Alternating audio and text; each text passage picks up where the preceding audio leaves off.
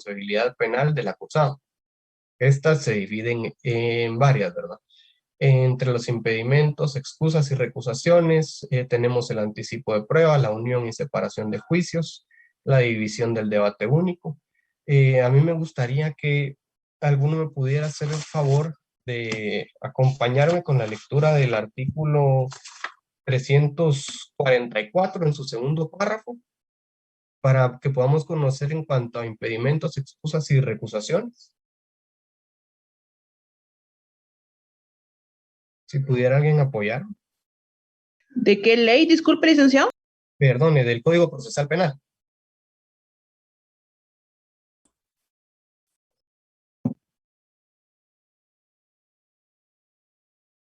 Disculpe, ¿qué artículo dijo? Disculpe, licenciado. 344, en su segundo párrafo. Muy buenos días, licenciado. Sí. ¿Leo el segundo párrafo? Sí, me hace el gran favor. Dentro de los 5 días de fijada la audiencia de juicio, cualquiera de los sujetos procesales puede solicitar audiencia para recusar a uno o a más jueces del tribunal, la cual deberá realizarse dentro de los 3 días siguientes a la solicitud. Si alguno de los jueces considera que incurre en motivo de excusa, lo invocará en el mismo plazo. Para el efecto, se convocará a todos los intervinientes. Muy bien. Bueno, esto se realiza, ¿verdad? Como les decía, ¿verdad? En cuanto a depurar el proceso, lo podemos utilizar en este caso los impedimentos, excusas y recusaciones. Encontramos impedimentos, cuáles son los motivos de excusas y cuáles son los motivos de recusaciones a partir del artículo 122 o 123 de la Ley del Organismo Judicial. ¿Esto con qué fin se hace, verdad? Estas se tramitan con el fin de que los jueces que vayan a conocer el del debate, pues puedan basarse siempre en aquel principio de objetividad, ¿verdad? Ellos no tengan ningún motivo por el cual puedan resolver a favor o en contra del acusado. Este es el motivo por el cual debemos comentar con o depurar el proceso en cuanto a los impedimentos, excusas y recusaciones. Si alguien pudiera hacerme favor de apoyarme con el artículo 348 de la misma ley. Anticipo de prueba. Sí, en cuanto al anticipo de prueba.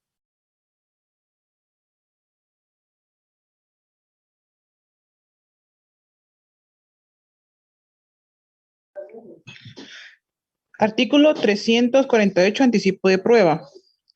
El tribunal podrá ordenar de oficio o a pedido de parte una investigación supletoria dentro de los 8 días señalados en el artículo anterior, a fin de recibir declaración a los órganos de prueba que por algún obstáculo difícil de superar se presuma que no podrán concurrir al debate, adelantar las operaciones periciales necesarias para informar en él o llevar a cabo los actos probatorios que fueran difíciles de cumplir en la audiencia o que no admitieren dilación. En tal efecto, el tribunal designará quién presidirá la instrucción ordenada. En este caso, la declaración testimonial que lo amerite y justifique se recibirá como anticipo de prueba mediante videoconferencia u otro medio electrónico en las condiciones que lo regulan los artículos 317 y 318 de este código. En este último caso se observará lo regulado en el artículo 218 bis y 218 ter del presente código. Adicionado el párrafo siguiente por el artículo 22 del decreto del Congreso número 17/2009, el 15 del 5 del 2009. Ahí estamos. Estaríamos, bueno, en este caso vemos esta situación del anticipo de prueba, ¿verdad? Pues nosotros lo podemos ver en el sentido de la mora judicial que existe en los juzgados y en todos los órganos jurisdiccionales que existen pues, en el país, ¿verdad? Muchas veces vemos, puedo darles el ejemplo de las cosas que yo veía o que he visto en el organismo judicial, ¿verdad? Que a veces por la mora judicial es imposible cumplir con los plazos estipulados por el Código Procesal Penal, y a pesar que nos indica que el debate pues, debe iniciarse dentro de los 10 o 15 días posteriormente a la audiencia de ofrecimiento de prueba, a veces los debates se inician de un año, a veces hasta 2 años posteriormente a esta audiencia, ¿verdad? No les digo, hay veces que hay juzgados que, aparte de la mora judicial, pues muchos no trabajan como debería ser y a veces se tardan muchísimo más, ¿verdad? Pues, pero en este sentido, pues al tener todas estas situaciones, pueden darse estos obstáculos, ¿verdad? A recibir posteriormente una declaración testimonial, poniendo el ejemplo de una persona que, pues está padeciendo una enfermedad que es terminal, ¿verdad? Y tendrá la persona 2 meses de vida. Y pues sobre esto debe hacer una solicitud cualquiera de los sujetos procesales al tribunal e indicarle al tribunal o al juez que vaya a conocer de forma unipersonal sobre esta situación, ¿verdad? Indicarles que la persona que ellos tienen como testigo, pues existe la posibilidad de que fallezca dentro de los 3 meses siguientes y en virtud que el debate se encuentra señalado para dentro de 6 meses. Disculpen, pues ellos solicitan que la declaración de ellos se dé en anticipo de prueba en virtud de que existe el problema o el obstáculo procesal de que posteriormente no vaya a poderse recibir, ¿verdad? En cuanto a esto, pues ya los jueces decidirán si es oportuno o no declarar el anticipo de prueba, ¿verdad? Ya sea de un perito, de un testigo o de cualquier prueba que pueda desaparecer en este periodo de tiempo. Posteriormente tenemos la unión y separación de juicios, por si alguien me pudiera apoyar con la lectura del primer párrafo del artículo 349.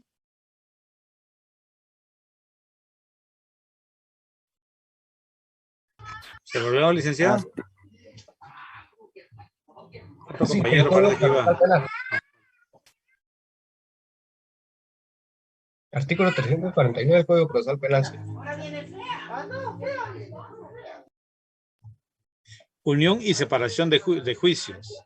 Si por el mismo hecho punible atribuido a varios acusados se hubiere formulado diversas acusaciones, el tribunal podrá ordenar la acumulación de oficio o a pedido de alguna de las partes, siempre que ello no ocasione un grave retardo del procedimiento. Ok, bueno. En este caso vemos la unión o separación de juicio, ¿verdad? Bueno, en este caso, esta unión o separación de juicios se da cuando existen varias acusaciones por el mismo hecho, o por hechos tal vez distintos, pero que puedan integrarse, ¿verdad? Les voy a poner el ejemplo. En el caso, ¿verdad? De que pues se tiene conocimiento de em, que una organización criminal que está integrada por 5 personas están cometiendo el delito de trata de personas, ¿verdad?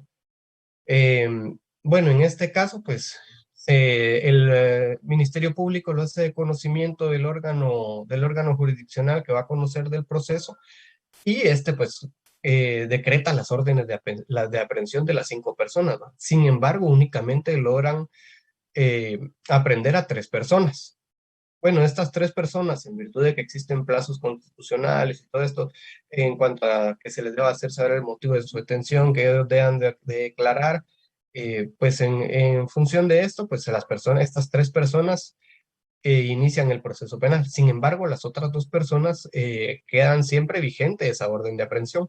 3 meses después de esto, se aprenden a estas otras 2 personas, ¿verdad? ¿Qué quiere decir? Que en este caso se va a dar, bueno, el proceso de las primeras 3 personas va a llegar a etapa intermedia y ofrecimiento de prueba para remitirlo al tribunal antes que las otras 2 personas, ¿verdad? Entonces, cuál es esta situación. Sobre esto, el Ministerio Público debe hacerle saber al tribunal de sentencia o al juez unipersonal que conoce el proceso sobre esta situación para que él sea quien decida si, bueno, si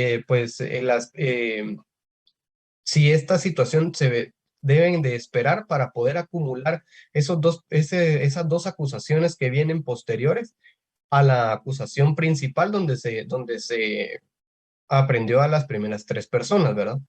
¿Esto con qué fin? Con el fin de llevar a cabo un solo debate, porque de lo contrario serían dos, ¿verdad?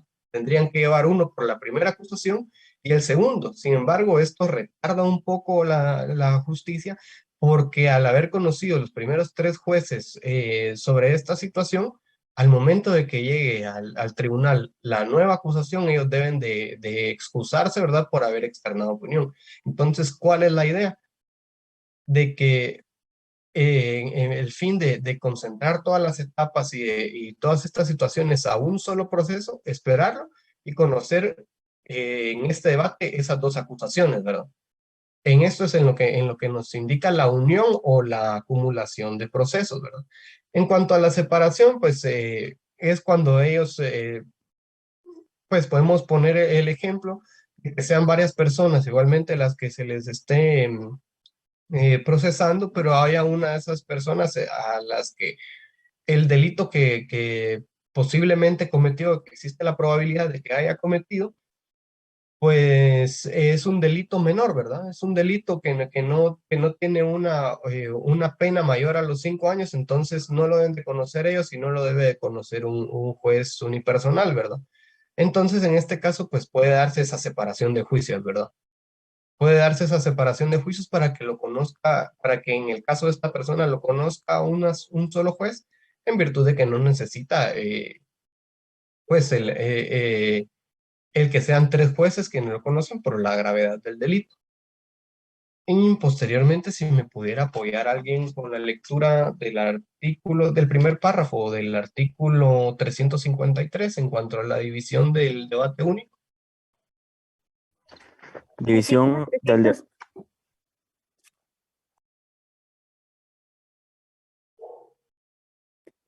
Artículo 353. División del debate único. Por la gravedad del delito, a solicitud del Ministerio Público o del defensor, el tribunal dividirá el debate único, tratando primero la cuestión acerca de la culpabilidad del acusado y posteriormente lo relativo a la determinación de la pena o medida de seguridad y corrección que corresponda. El anuncio de la división se hará más tardar en la apertura del debate. La división la vemos, ¿verdad? Que cuando bueno, ya sea posteriormente a que se aperture el debate o en la misma apertura del debate, pues ya en este caso el Ministerio Público o el defensor, ¿verdad? En virtud de la clase de proceso que se está conociendo, le solicitan al tribunal o al juez unipersonal que conoce del debate, em, sobre que el debate pueda dividirse, ¿verdad? En dos partes. Primero, que se conozca sobre la culpabilidad o la responsabilidad penal de la persona a quien se está acusando. Y segundo, que se conozca únicamente en cuanto a la pena, ¿verdad? En sí, en estos casos lo que se hace es que se divide el debate en dos.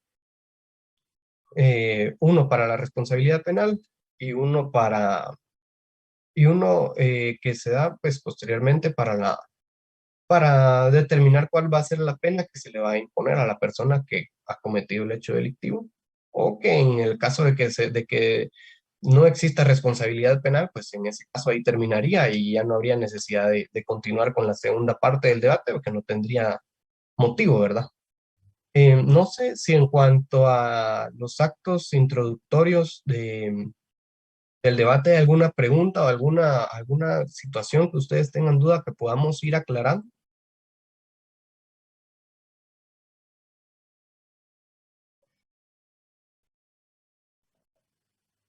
Creo que no, de cualquier forma. Licenciado, Sí, o sea que los impedimentos, excusas y recusaciones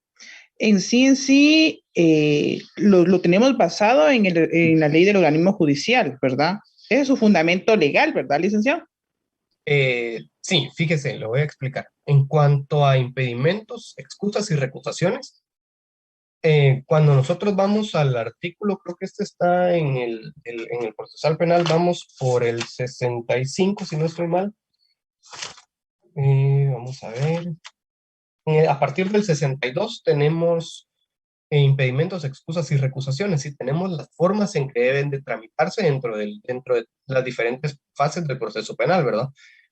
Pero no tenemos cuáles son los motivos. Entonces, para saber cuáles son los motivos de excusas y recusaciones, em, pues, o cuáles son los impedimentos que tienen ciertos jueces para conocer de ciertos debates o de ciertas causas, tenemos que remitirnos a partir del artículo 100, del 122, más o menos hasta el 129 por ahí, eh, de la ley del organismo judicial para saber cuáles son los motivos de impedimentos, de excusas y de recusaciones, porque eso sí no nos lo regula el Código Procesal Penal. Ahora sus procedimientos sí los regula, ¿verdad? Como en el caso del artículo 344, que nos indica que posteriormente a que ya se haya señalado quiénes son los jueces que van a integrar el tribunal o el juez que va a conocer de forma unipersonal, ya sea cualquiera de los sujetos procesales, tiene esos 5 días para hacerle saber al tribunal que solicita una audiencia para hacerle saber los motivos que él tiene para solicitarle al juez que se excuse, para recusarlo o indicar de algún impedimento que el juez tenga, ¿verdad? Ese sería el procedimiento, ese sí nos lo da el Código Procesal Penal. Ahora, los motivos por los cuales uno lo va a interponer, eso ese números clausus nos lo da la ley del organismo judicial. Gracias, licenciado. Sí, entonces solo lo menciona en el Código Procesal Penal, pero no más bien lo dice cuáles los motivos, sino lo tenemos que ir a la ley del organismo judicial y después regresamos al Código Procesal Penal para ver el proceso, ¿verdad? Exacto, exacto. Ahí tendrían que hacer ustedes siempre su integración de normas. Yo creo que no tengo, porque creo que la dejé en el trabajo, mi ley del organismo judicial acá, pero podrían ustedes revisar para verificar que sí esté a partir del artículo 123, ustedes tuvieran su ley del organismo judicial a la mano, para que puedan hacer ustedes siempre dentro de cada uno de estos artículos que hablen de impedimentos, excusas y recusaciones, su integración de normas, ¿verdad? Bueno, muchas gracias, licenciado. Muy bien, vamos a continuar entonces. Solo cualquier cosa que si ustedes quieren hacer, interrumpirme o consultarme algo, puede ser que ya sea que levanten la mano o interrumpan de cualquier forma, ¿verdad? Decirle si quiere con o no con las de queso. O pueden hacerlo también por medio de chat, ¿verdad? Para que posteriormente, ya que lo vayamos viendo, pues podamos ir aclarando ahí las dudas que tengan. Bueno, solo si les pudiera molestar también con... bueno, está muy bien. Bueno, vamos a continuar. Lo siguiente que tenemos son principios fundamentales del Licenciado, debate. una pregunta, perdone. Sí, sí, sí. El tribunal, usted dijo que era un juez unipersonal y el otro, ¿cómo se llama? Perdón, los dos. El otro es un tribunal integrado. Tribunal integrado. Voy a intentar explicarles un poco mejor esta. Es una pregunta, Lick. ¿Sí?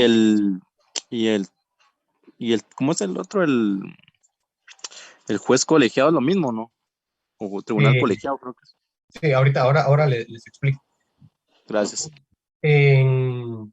Se creó una ley, un decreto, ¿verdad? En el Congreso de la República que nos da un números clausus o nos determina cuáles son delitos que son de mayor gravedad, cuáles son delitos que pues aparentemente son de menor gravedad, pero que siguen conociendo los juzgados de instancia y tribunales de sentencia. Asimismo, nos indican también cuáles o nos relatan un poco sobre delitos de menos graves, ¿verdad? Pero estos son aparte, estos son de conocimiento para los jueces de paz. En cuanto a los de conocimiento que tienen los juzgados de instancia y tribunales de sentencia, nos existe una determinación, ¿verdad? En cuanto a los delitos que tienen más de 15 años de pena máxima, estos delitos los debe de conocer un tribunal colegiado. Cuando hablamos de tribunal colegiado, debemos de indicar que estos se integran por un juez presidente y 2 jueces vocales, ¿verdad? Esto es por la importancia que se le da o la gravedad que tiene el delito que se ha cometido. Esto podemos dar de ejemplo el asesinato, el delito de trata de personas, el genocidio, el femicidio, que a pesar de que lo conoce un tribunal especializado, también lo regula esta ley, ¿verdad? Entonces, todos estos delitos que son de alta gravedad, pues debe de conocerlos un tribunal integrado. Ahora existen delitos como por ejemplo la remuneración para la trata de personas que tienen menos de 15 años, la violación, que a pesar de que es un delito grave, y desde mi punto de vista personal debería incluso tener una pena más grave, ¿verdad? Y debería de ser conocido por un tribunal integrado, pues su pena máxima son hasta 12 años y lo conoce un juez de forma unipersonal. Y esa es la diferencia, ¿verdad? Puede ser un juez unipersonal de sentencia el que conoce en un debate, porque la pena que se espera o la pena que se impone según el Código Penal es menor a 15 años. Y cuando es integrado, que es por un juez presidente y 2 jueces vocales, pues porque la pena máxima asciende a más de 15 años de prisión. Ese es en sí la diferencia de cuándo conoce un juez unipersonal y cuándo conoce un tribunal integrado. No sé si con eso aclaro su duda. Sí, gracias. Bueno, vamos a continuar con los principios fundamentales del debate, ¿verdad? Bueno, en este caso tenemos el principio de inmediación, oralidad, continuidad y concentración y principio de publicidad. Vamos a iniciar con el principio de inmediación. ¿Qué tratamos con el principio de inmediación? En sí, este principio nos indica sobre la presencia del juez durante el debate, ¿verdad? Durante la presencia que debe existir frente a los sujetos procesales ininterrumpida, de inicio a fin en el debate, para que él tenga conocimiento de todas las etapas que se dan y todos los sucesos que ocurren dentro del debate, y conforme a eso él pueda dictar una sentencia correspondiente, ¿verdad? Luego tenemos el principio de oralidad, que en el principio de oralidad pues nos indica en esta evolución que ha dado el proceso penal en cuanto a que todo debe ser oral, ¿verdad? Todas las manifestaciones que los sujetos procesales hagan en audiencia deben de ser orales, es decir, no pueden presentar un memorial, sino que para eso, para cada una de esas fases. Licenciado. Sí. Fíjese que esto únicamente lo hago con fines académicos, pero siempre a todos los que nos han impartido esta parte, sobre todo sobre el principio de oralidad, le hago esta pregunta. ¿Usted no cree que se viola el principio de oralidad al momento que, pues, como usted indica, se entregan memoriales, se deja constancia por escrito al momento de hacer un proceso penal completo? ¿No estaría eso violando el principio de oralidad de la ley penal? Fíjese que en sí lo que sucede es que nosotros aún tenemos muchos vestigios dentro de nuestro Código Procesal Penal del proceso inquisitivo. Recuerden que lamentablemente la técnica legislativa que se ha utilizado en el Congreso no ha sido la mejor, ¿verdad? Entonces nosotros como abogados en el camino debemos de ir buscando estas situaciones o ir arreglando estas situaciones que lamentablemente no se hicieron en su momento. Les quería poner el ejemplo. Por ejemplo, el artículo, creo que era el 347, donde hablábamos del anticipo de prueba, que al principio nos dice que se puede incurrir en una investigación suplementaria dentro de los 8 días señalados en el artículo anterior, pero cuando vemos el artículo anterior, en el artículo 347 está derogado, no hay nada, ¿verdad? Entonces, El problema en este caso es la técnica legislativa que utilizan en el Congreso, ¿verdad? Que lamentablemente viene a darnos esta clase de problemas, pero que al no haber sido al no haber sido bien legislado, pues nosotros no podemos quedarnos con eso y decir, ah, no sé cómo legislaron mal, vulneremos los derechos de todos los sujetos procesales, ¿verdad? Entonces, en este caso, nosotros tenemos que ir buscando esta situación. Entonces, podremos decir que tenemos un sistema que al final de cuentas no es 100% acusatorio, pero que porque aún existen vestigios del inquisitivo en cuanto a lo escrito, ¿verdad? Pero que, como les digo, tenemos que ir buscando la forma de trabajarlo poco a poco y de realizar un buen trabajo a efecto de no vulnerar garantías de la persona, del acusado, ¿verdad? Que es la persona importante dentro del debate. Ahora, en cuanto al principio de oralidad que yo les menciono, dentro de los principios fundamentales del debate, acá nos tenemos que enfocar directamente en el debate, ¿verdad? Dentro de el proceso hay muchas cuestiones que se hacen por escrito y que, como les digo, son estas cuestiones que lamentablemente no se han trabajado bien por entes o órganos ajenos a quienes en realidad conocemos del proceso penal. Pero en cuanto a la oralidad del debate, en este caso sí existe esta situación de que no puede usted hacer sus alegatos de apertura en el momento que el juez le dé la oportunidad de hacer sus alegatos y decirle, señor juez, le entrego acá mi memorial con mis alegatos de apertura, ¿verdad? No, ahí sí predomina esa oralidad. Ahí en ese momento sí debe hacer usted sus alegatos de apertura de forma oral. Y por eso es que este principio sí predomina en el debate. No sé si con eso contesto su pregunta.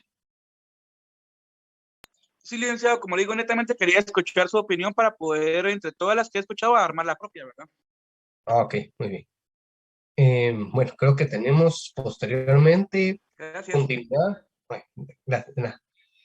Tenemos continuidad y concentración, ¿verdad? Bueno, continuidad, hablamos del principio de continuidad en el hecho de que deben de ser audiencias sucesivas, ¿verdad?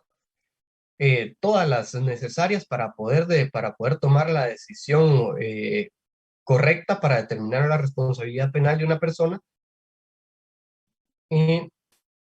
solo que siempre y cuando pues nos indica el Código Procesal Penal que pueden suspenderse estas por un plazo máximo de 10 días y reanudar la continuación del debate anunciado. A esto es a lo que se refiere la continuidad, ¿verdad? Porque al momento de que nosotros no reanudemos el debate en el 11º día, lo que sucede es que el debate se suspende, ¿verdad? Al momento de que este debate se suspenda y porque nosotros no iniciamos al 11º día de audiencia, lo que corresponde es que si nosotros ya tuvimos la etapa principal, ya recibimos acusación del indicado, ya diligenciamos todo, a pesar de eso, luego de que nosotros señalamos que no lo iniciamos en ese 11º día, el debate se interrumpe y debemos iniciar desde el principio, ¿verdad? Nuevamente todo el debate, aunque ya conozcamos todas las pruebas, ya sepamos todo lo que va a ocurrir en el debate, ya conozcamos todos los alegatos de apertura, debemos de iniciarlo, ¿verdad? De esto trata el principio de continuidad.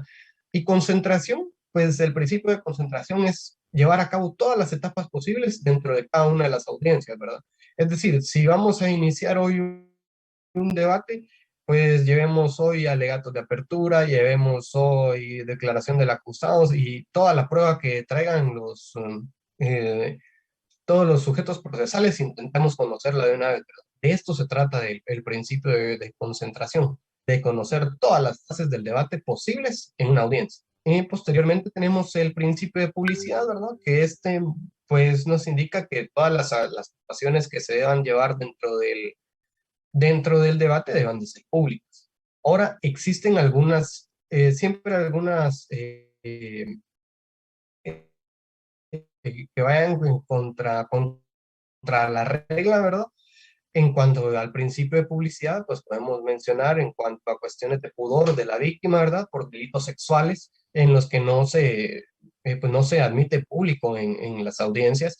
En cuestiones de menores de edad también puede ser otro ejemplo, ¿verdad? Que en este caso los casos deben de ser bajo reserva para que no se conozcan em, todos toda la información de los menores, ¿verdad? En virtud de la tutela que se le debe dar a los menores y siempre buscando el bien superior del menor, ¿verdad? No sé si en cuanto a principios fundamentales tengan ustedes alguna duda.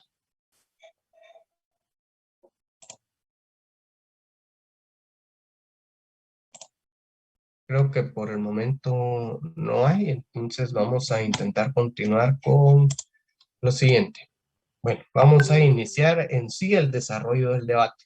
Cuando hablamos del desarrollo del debate en sí, pues empezamos a ver todas las fases que se dan, ¿verdad? Dentro en sí de la audiencia, ¿verdad? Ya empezamos a verlo, podrían decirlo así como el jugo de lo que en realidad va a ser el debate, ¿verdad? Bueno, en este punto, pues iniciamos en el sentido de que el tribunal, ya sea el tribunal colegiado o el juez unipersonal, pues se constituyan en la sala de auditoría que hayan fijado para iniciarlo. Entonces el juez pues se presenta, él dice que siendo las 10 de la mañana en la sala de audiencias del tribunal de sentencia de tal órgano jurisdiccional, pues van a iniciar la audiencia, él hace la verificación de los sujetos procesales, él verifica que se encuentren presentes todas las personas a las que se les ha convocado, el Ministerio Público, el querellante si existiere, el abogado, el abogado defensor, el acusado, ¿verdad? En estos casos existen algunas incidencias que se pueden dar como la inasistencia de alguno de los sujetos procesales, ¿verdad? Es decir, no iniciamos la audiencia, pero no vino el fiscal del Ministerio Público, o iniciamos la audiencia y no vino el abogado defensor. En estos casos, lo que se debe realizar, pues lo que se debe realizar es el hecho de que si no está el abogado defensor, creo que la práctica correcta es, bueno, démosle un plazo de 24 horas para que justifique su inasistencia. Si él no justifica su inasistencia dentro de estas 24 horas, declaremos el abandono de la defensa y certifiquemos al Tribunal de Honor del Colegio de Abogados. Creo que lo mismo se debe hacer con el fiscal, el agente fiscal que esté en control del debate. Y lo mismo, ¿verdad? Bueno, no vino, que justifique en 24 horas, no justifica, ofíciese al fiscal general. La diferencia existe cuando existe inasistencia del acusado, ¿verdad? Bueno, no asistió el acusado, entonces el procedimiento a seguir es el siguiente, ¿verdad? Plazo para que justifique su inasistencia, no justifica su inasistencia, ok, decretemos la rebeldía y giremos la orden de aprehensión, ¿verdad? En ese caso, por lo general, pues se va a suspender o se va a interrumpir el debate. A menos que aparezca antes de esos 10 días, ¿verdad? Sí. Perdone, mire, pues yo tengo entendido esto. Si no comparece el sindicado, rebeldía, orden de captura. Si no Exacto. comparece el abogado defensor, se le manda al Tribunal de Honor y al sindicado se le asigna a uno de la defensoría. Pero este caso que es un poco más raro y que pues honestamente no lo veo, si no comparece el fiscal o el Ministerio Público y no declara no se justifican, ¿qué procede? En ese caso, lo que procede es oficiar al fiscal general para que ellos dentro de su procedimiento disciplinario interno, pues ellos ya hagan lo que corresponda con el agente fiscal, ¿verdad? O con el fiscal que está concurriendo al debate. Ahora, en cuanto al abogado defensor, yo creo que existe y creo yo que es una buena práctica el darles un plazo para que justifiquen, ¿verdad? Antes de certificarles al Tribunal de Honor. Creo yo que es lo correcto, ¿verdad? Y antes de de que oficiar de una vez para que se les dé un abogado de la defensa pública, ¿verdad? Porque acuérdense que debemos siempre de preponderar y resguardar esas garantías que le damos al acusado de que es él el que, el que debe elegir a su defensor, ¿verdad? Entonces yo creo que en este caso, antes de oficiar, debemos de darle la oportunidad y si no lo realiza, pues entonces sí, declarar el abandono y oficiar a la defensa pública penal. No sé si con eso contesto Sí, su sí, pregunta. te agradezco mucho, Licky, perdón. Sí, está bien. Bueno, entonces vamos a continuar, ¿verdad? Bueno, posteriormente a que se haya verificado la presencia y que sí todos hayan concurrido, pues se debe de declarar abierto el debate y el presidente del tribunal o el juez unipersonal que esté conociendo del debate debe de hacer todas las advertencias al acusado, ¿verdad? Sobre la importancia de todo lo que se va a realizar. Asimismo, el darle lectura, pues estas son algunas prácticas que se dan en algunos tribunales, ¿verdad? Sobre la acusación y el auto de apertura a juicio para que él tenga el conocimiento de esta situación, ¿verdad? Eh, Inmediatamente después de esta situación, pues iniciamos con los alegatos de apertura. ¿Qué son estos alegatos de apertura?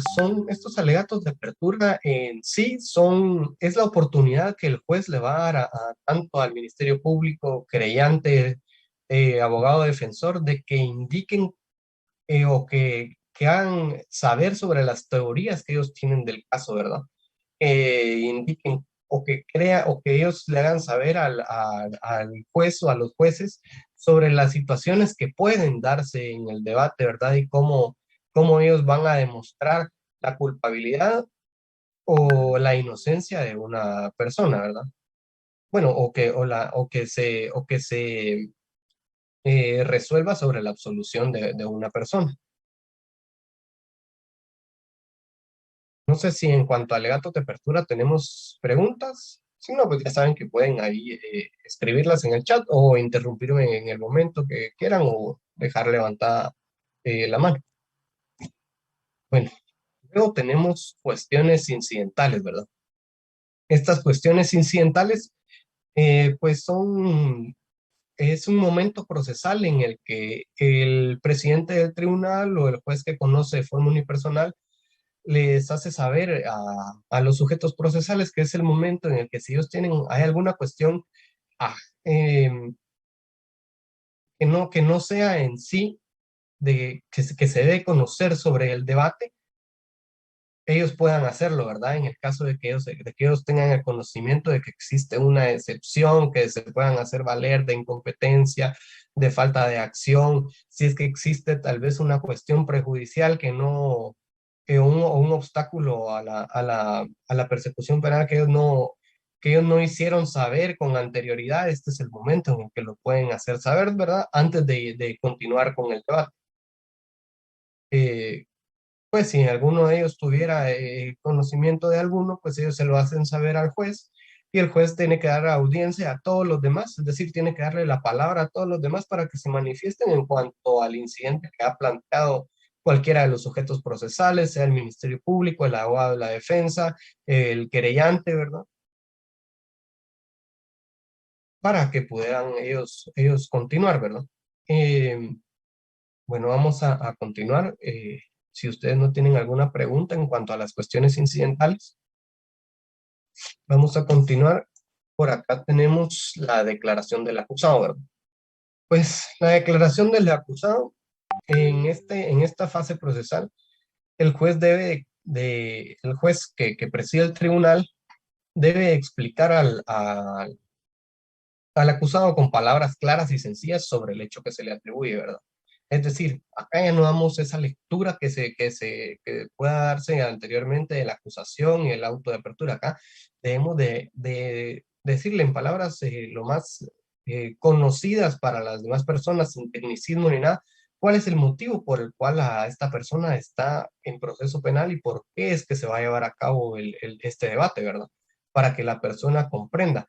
Acá hay otra situación muy importante que lamentablemente no lo puse pero que estoy recordando de la diapositiva, es en el caso de que una persona no tenga conocimiento del idioma español, ¿verdad? Y que necesite de un intérprete.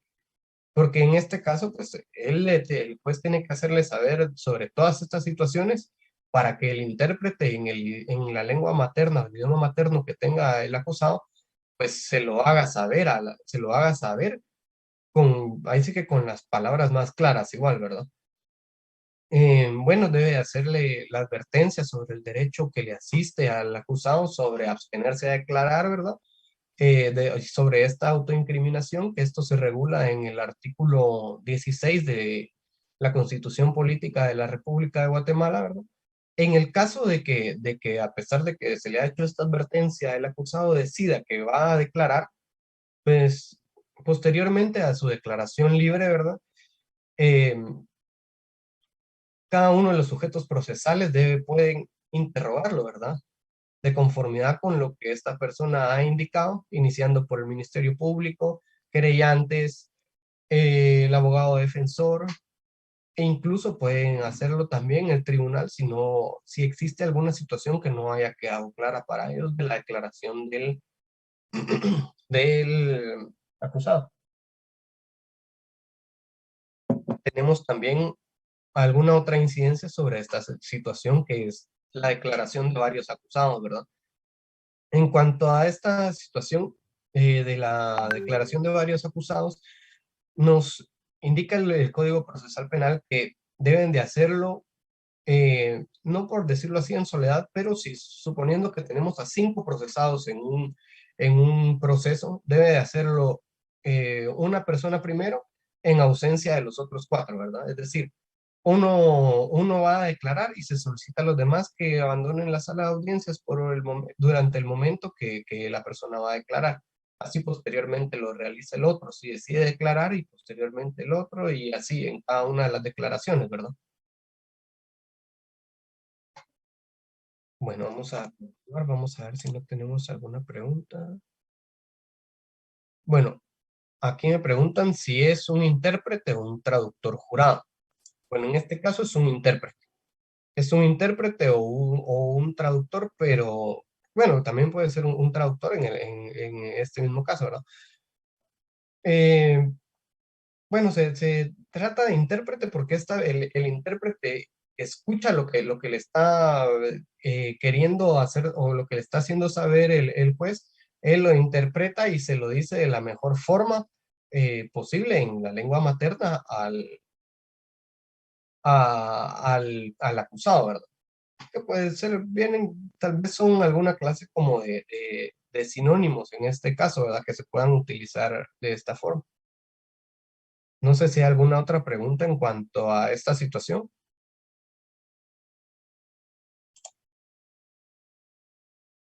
Creo que vamos a continuar entonces. La ampliación de la acusación.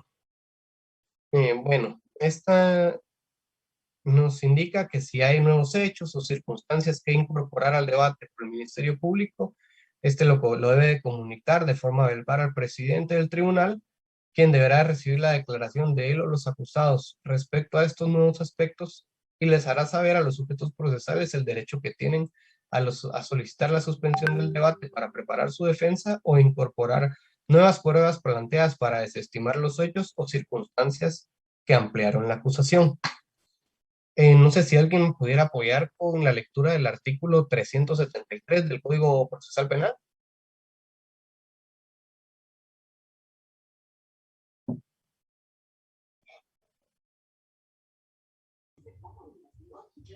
Artículo 373. Ampliación de la acusación. Durante el debate, el Ministerio Público podrá ampliar la acusación por inclusión de un nuevo hecho o una nueva circunstancia que no hubiera sido mencionado en la acusación o en el auto de apertura del juicio y que modificare la calificación legal o la pena del mismo hecho objeto del debate o integrare la continuidad delictiva. En tal caso, con relación a los hechos o circunstancias atribuidos en la ampliación, el presidente procederá a recibir nueva declaración al acusado e informará a las partes que tienen derecho a pedir la suspensión del debate para ofrecer nuevas pruebas o preparar su intervención. Cuando ese derecho sea ejercido, el tribunal suspenderá el debate por un plazo que fijará prudencialmente, según la naturaleza de los hechos y la necesidad de la defensa. Los hechos o circunstancias sobre los cuales verse la ampliación quedarán comprendidos en la imputación. Ok, ahora vamos a ver esta situación, ¿verdad? Primero, decirle, ¿verdad?, que esta es una fase que no se da por obligación en todo proceso penal, ¿verdad?, o en todo debate. Esta es una situación que debe hacer saber el Ministerio Público al tribunal y que no siempre se va a dar. En realidad yo creo que en el 99% de los casos no se da, ¿verdad? Pero acá debemos de verificar dos situaciones. Una nos indica que existen nuevos hechos o circunstancias que incorporar al debate, pero el artículo 373 nos indica algo bien importante, que nos indica que modifique la calificación legal o la pena del mismo hecho objeto del debate. Es decir, en este caso no nos está diciendo que si a una persona se le está procesando por el delito de o acusando por el delito de homicidio, lo que pueden hacer es modificar esa calificación legal, porque existen hechos o circunstancias que puedan demostrar que el delito por el que se le deba acusar o sentenciar posteriormente, o dictar una sentencia, condenar o absolver posteriormente, no sea el delito de homicidio, sino que sea el delito de asesinato, ya sea para mayor o que pueda ser, por ejemplo, un homicidio preterintencional para menor, ¿verdad? Siempre buscando si es que lo hace el Ministerio Público, pues buscando esa objetividad sobre la que deben de basarse, ¿verdad? Pero es esta modificación de esa calificación legal o ese tipo penal por el que se le está procesando. No quiere decir que si a usted o a una persona se le está procesando por el delito de homicidio, después vengan a decir, mire, pero es que también la violó. Entonces son dos delitos y aquí tienen que encajar también este. Pero en este caso aquí no están modificando esa calificación legal, están están diciendo que también se le debe procesar por eso. Entonces, en este segundo caso de que quieren que se agregue la violación, la actuación correcta es que se inicie un nuevo proceso por el delito de violación, ¿verdad? Porque para no vulnerar todas las garantías del acusado, debe de llevarse a cabo el proceso completo, ¿verdad? Porque acá no estamos modificando una calificación jurídica, sino que lo que estamos realizando es diciendo que también se le debe procesar por e iniciar de acá, ¿verdad? Esa es la diferencia que debemos de ver en la ampliación de la acusación. Ahora, en el caso de que sí sea la ampliación y que se le esté modificando el delito, pues lo correspondiente es volver a tomar declaración, en este caso del acusado o de los acusados, y si ellos necesitan suspender la audiencia para que ellos puedan presentar su prueba que tengan o hacer las aclaraciones que tengan para poder desestimar todos estos hechos, pues debe de hacerse, ¿verdad? Siempre tomando en cuenta que en ese plazo prudencial no podemos pasarnos de reiniciar, de continuar con el debate en ese 11º día. E iniciamos posteriormente, pues se interrumpe y debemos de iniciar desde el principio. Pues eso sería... ¿Licenciado? ¿Sí? O sea, a ver si lo voy a intentar explicar para ver si lo entendí bien. Supóngase que encuentran a una persona tirando a una mujer en la calle que en flagrancia de un posible homicidio o asesinato. Vienen, los indican y le dan primera declaración. Pero en lo que sucede eso, aún la señorita ahora Oxisa no ha pasado a examen del INASIF, porque después de que pasa, aparte dictaminan que la violó antes de matarla. Entonces, en ese caso, ¿se reinicia el proceso penal o se lleva un proceso penal paralelo? En ese caso debe llevarse un nuevo proceso penal por la violación, para no vulnerar todas esas garantías, ¿verdad? Paralelo al de homicidio. Exacto. Entonces, cuando el Ministerio Público le hace esta solicitud al tribunal y les indica que también la violó y que también debe de procesársele por el delito de violación, entonces el tribunal lo que hace es, bueno, aquí tenemos la acusación por homicidio, pero esta ampliación de la acusación no nos está modificando la calificación jurídica del delito, sino que nos está diciendo que también se le debe procesar por otro delito. Entonces, el procedimiento correspondiente es, vamos a certificar por este delito y que conozcan en primera instancia su primera declaración por la violación con todos los vestigios o todos los medios de investigación que tenga el Ministerio Público para comprobar la violación, ¿verdad? Para que posteriormente se le dé proceso por violación, para que se dé este tiempo de investigación por la violación, para que se aperture a juicio por la violación, para que ellos propongan esa prueba por el delito de violación y para que sea conocido en un nuevo debate por este otro delito, ¿verdad? Ese es el procedimiento correspondiente. Le entiendo. Y cambiando el supuesto, supóngase que hayan encontrado a este cuatío en el acto de la violación y en ese, como lo encontraron de una vez, vino y mató en frente del policía, en acto de flagrancia a la mujer. En ese caso sí sería un mismo proceso con varios delitos, ¿o me equivoco? Exacto, en ese caso lo que deberían de hacer es que si a él se le encontró en el momento de la violación y todavía tuvo tiempo pues, de matarlo, entonces a él se le aprende y lo que deben de hacer es que en la primera declaración, al momento de imputar los hechos, el Ministerio Público y de dar su calificación jurídica provisional, el de decir, y que se le diga proceso por el delito de homicidio y por el delito de violación. Ahí sí, y entonces ahí iniciamos bien desde el principio. En una misma causa. En una misma causa, exacto. Le agradezco, Liz. Muy bien. No sé Lick, si disculpe, ¿Sí? ¿nos podría dar un ejemplo de modificación legal? Ok. En cuanto a la modificación legal, era lo que les comentaba, ¿verdad? Pues tenemos a una persona que se le está... vamos a cambiar el delito. Vamos a poner el delito vamos a ver, de la violación, ¿verdad? Bueno, entonces, una persona en su denuncia dijo que la persona lo había violado, ¿verdad? Y bueno, se dan todas estas situaciones, o bueno, dijo que mejor volvamos a poner que intentó violar a la persona, ¿verdad? Entonces existe la calificación jurídica que debería de ser la violación en grado de tentativa, ¿verdad?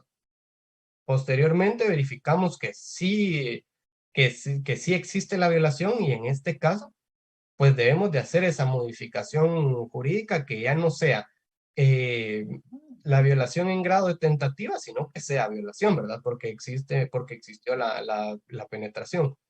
O en el caso que les daba anteriormente, que era el homicidio, y que puedan, por las circunstancias que posteriormente al ofrecimiento de prueba o los nuevos hechos que haya descubierto el Ministerio Público posteriormente al ofrecimiento de prueba, ellos hayan determinado que no era el delito de un homicidio simple, sino que era sino que era un delito de asesinato, porque concurren los presupuestos para que sea ese delito por el que se le deba de conocer el debate en caso de que exista mayor gravedad, ¿verdad? O puede ser que de esos nuevos hechos que concurrieron, esas nuevas circunstancias, se den cuenta que el delito no era tan grave y que existía la preteritencionalidad. Entonces, que a él se le debe el debate se debe conocer por el homicidio preteritencional.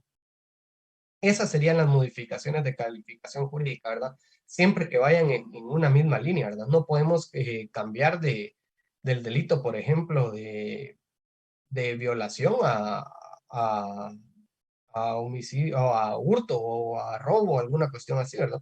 Siempre debe de ser particularmente que sea el mismo bien jurídico tutelado el que se esté vulnerando, ¿verdad?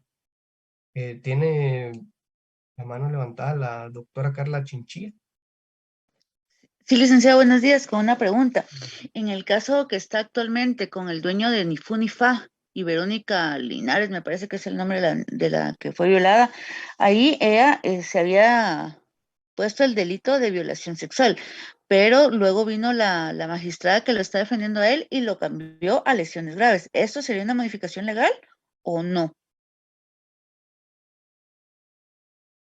Creo que en este caso, bueno, pero lo que no sé es en qué, le soy sincero, no tengo conocimiento exacto del caso, pero entiendo de que existe, no sé si me doy a entender.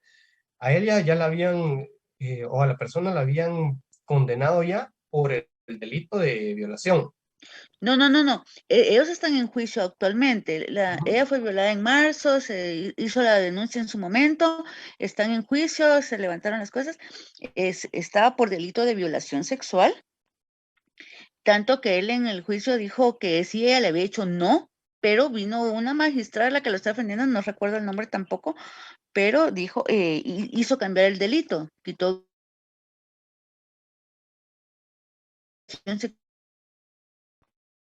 lesiones. Sí. Entonces, ella sí modificó, pero fue la defensa la que lo modificó. En este caso, me imagino, bueno, vamos a aclarar aquí, vamos a intentar aquí aclarar un punto, ¿verdad?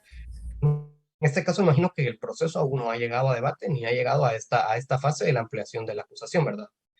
Sino que en este caso hay, bueno, cuando se le inicia el proceso a una persona, se le liga a proceso por un delito, ¿verdad? Por ejemplo, se le puede ligar a proceso, en el caso de la violación, se le liga a proceso por violación, ¿verdad?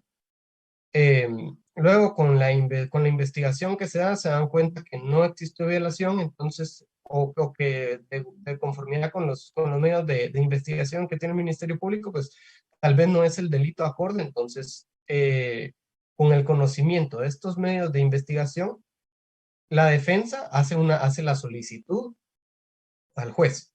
Primero, el procedimiento es el siguiente: hacen una solicitud de una audiencia para conocer la reforma del auto del procesamiento.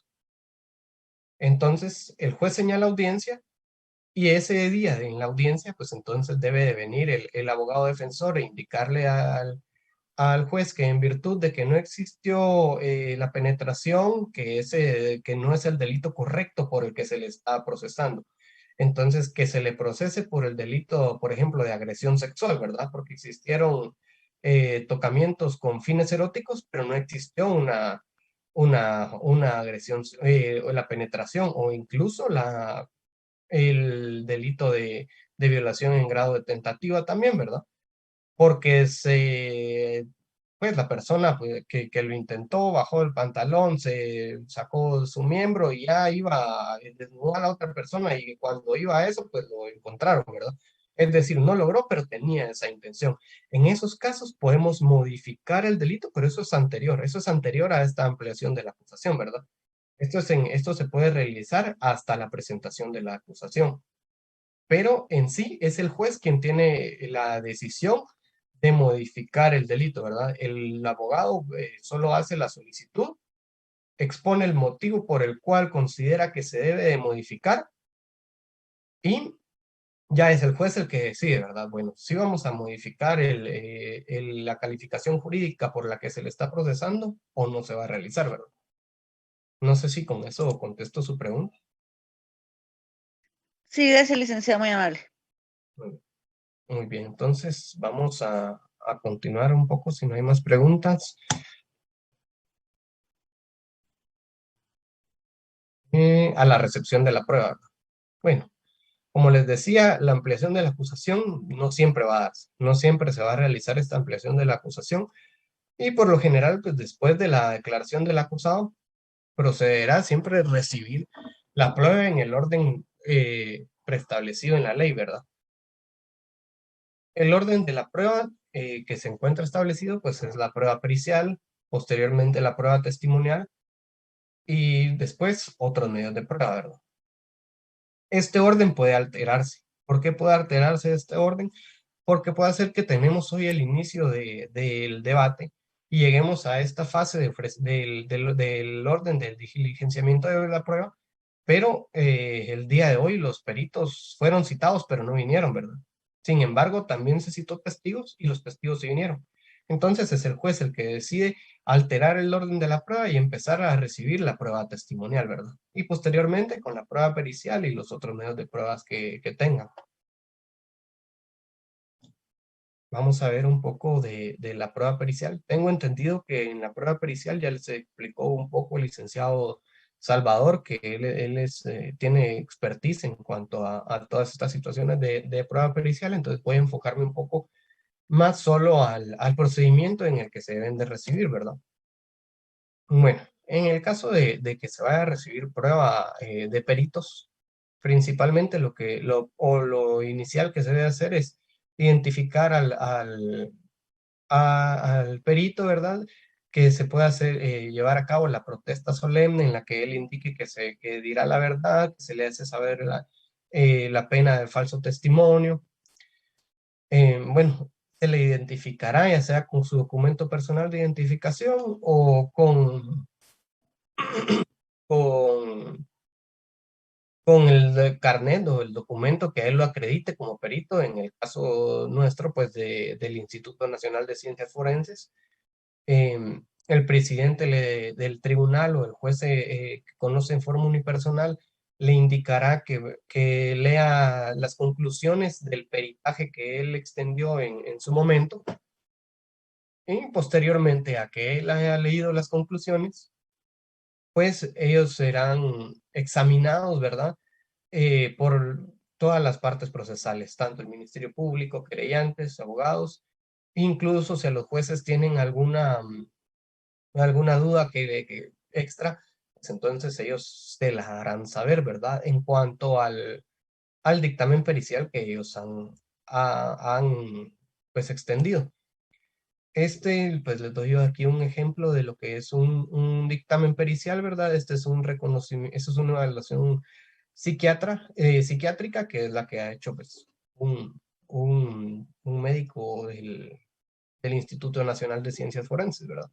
Acá pueden ver ustedes el dictamen pericial, su identificación, que está por acá arriba, a quién se lo han dirigido, y acá las conclusiones, que son las que deben de leer, que le solicita el presidente del tribunal que lean. ¿Tiene levantada la mano, Edwin? ¿Diga? Sí, fíjese que aprovechando que usted está hablando de esto, en un caso de deportación ilegal de arma de fuego, se solicitó un cotejo de huellas para poder, bueno, eso me lo dijo el LIC realmente como un chivo para quitarle el cuentazo al que la traía, ¿verdad? Para poder dictaminar que el arma la tenían los policías y no la persona que portaba el arma. Pero eso, ¿en qué momento y cómo es de que se pide? Porque no se lo pregunté. Ok. Ahorita le voy a contestar la pregunta. Solo voy a terminar de explicarles la situación de acá del dictamen, y así se la puedo contestar posteriormente para no irnos en varias vías, ¿verdad? Y que no existan esos errores o que la atención se vaya a desviar. Entonces, bueno, rápidamente digo, estas son las conclusiones que leen, ¿verdad? Por ejemplo, esta es la evaluación psiquiátrica, que es un dictamen que yo tenía a la mano, ¿verdad? Pero pues sobre no puedo hablarles mayor cuestión porque no les puedo mentir, ¿verdad? No es mi pericia, no lo conozco muy bien, pero he visto muchos, por ejemplo, en reconocimientos médicos que nos indican, ¿verdad? Se le ha encontrado hematomas de color verde violáceo que indican que tiene 2 días de antigüedad, ¿verdad? Entonces, esto es lo que le sirve al juez, ¿verdad? Y sobre lo que pueden preguntar, ¿verdad? Bueno, ¿qué es un hematoma? No, esto es lo que se le conoce normalmente como un morete, ¿verdad? ¿Por qué tiene ese color? Es que ese color el morete va cambiando conforme a los días, ¿verdad? Entonces, por el color, según tal tratadista, indican los peritos, ¿verdad? Dice que al tercer día está de este color, ¿verdad? Entonces, en ese planteamiento mental es el que le sirve al juez para poder decir, bueno, ella hizo su denuncia hace 8 días, porque el morete dice que tiene 2 días de antigüedad. Entonces esta lesión no corresponde a la denuncia, ¿verdad? en cuanto a esta situación, es que por eso es que se les examina sobre el peritaje que ellos han extendido. Si tuvieran alguna pregunta sobre esto, que me la pudieran hacer, si no voy a responder la pregunta del compañero.